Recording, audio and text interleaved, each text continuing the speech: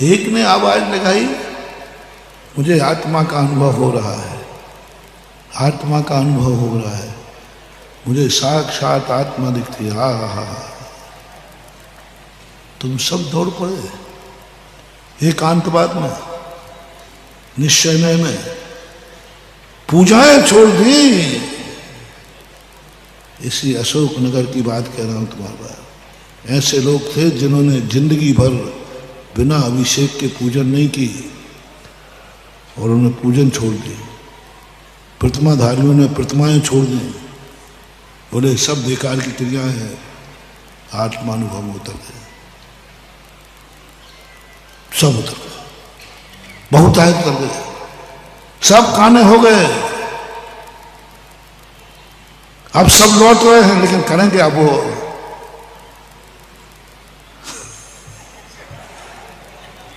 लेकिन चिंता नहीं करना। जन्म जात की हुई कसब काने हो गए। एकांतवाद है वो। एकांतवादी का अर्थ है धार्मिक दृष्टि में काना, और काना हमेशा अशुभ होता है।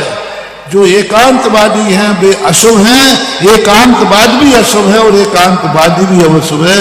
उसके साथ बैठना, उसको देखना, उससे चर्चा करना, ये सब अशुभ हैं। एकांतवादी के साथ बैठना, उठना, चर्चा करना, रिश्तेदारी बनाना, ये सब क्या है? अशुभ है। धार्मिक भाषा बता दी। मैं आग का उदाहरण दे रहा हूं, लेकिन एक उपाय था कि तुम्हारी फूटी हुई नहीं थी, तुमने फोड़ी थी। उसकी तो फूटी हुई थी, तो वो तो ठीक होने वाली। पूज्य गुरुदेव आचार्य विद्यासागर महाराज ने ऐसा नेत्र के सैला खोला कि जिनकी सोनगढ़ में जाके फूटी थी, उनकी बुंदेलखंड में आके ठीक हुई।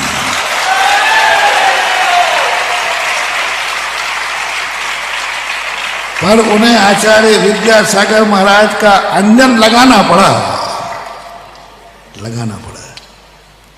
मैं गर्व से कहता हूं, हजारों लोगों की आंखें आज ठीक हैं। जो एकांतवादी थे वे अनेकांतवादी बन गए। जिन्होंने पूजा छोड़ी थी वे पूजा करने लगे। यहां तक कि जिन्होंने सब छोड़ दिया था, आज वे उन्हीं क्रियाओं में रत है। त्यागी वृत्ति बन गए, प्रतिमाएं ले ली उन्होंने। जिन्होंने प्रतिमाएं छोड़ी थी उन्होंने प्रतिमा ले ली।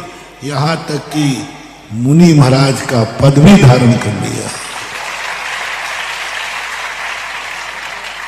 लेकिन जो स्थायी कर्म में बन गए थे,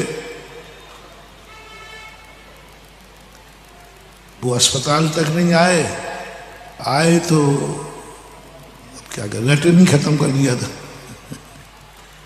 इंदौर में अभी भी कन में है, भारत में, लेकिन ना के बराबर। क्यों लौटे? जितनी तेजी से गए थे उतनी तेजी से लौटे। बहुत लौटे, सारा भारत लौट आया। आज नगन हो गए वो, क्योंकि एकांतवाद असत्य का टूटू ज्यादा दिन तक नहीं बोलती। एक ना एक दिन तो सत्य उजागर होते हो। सत्य को उजागर होना ही चाहिए। सत्य को छुपाना नहीं है, सत्य को उजागर करो। सत्य उजागर होना चाहिए। असत्य छुपे तो छुप जाए, लेकिन सत्य नहीं छुपना चाहिए, चाहे वो अपराधी हो या निरपराधी हो। अपराधी है तो दुनिया के सामने आना चाहिए, और निरपराधी है तो दुनिया के सामने खड़ा होना चाहिए। सत्य आना चाहिए, सत्य को छुपाना नहीं। और इसी सत्य का परिणाम है कि आज हमारे सामने तुम बैठे हो और तुम्हारे सामने मैं बैठा हूं।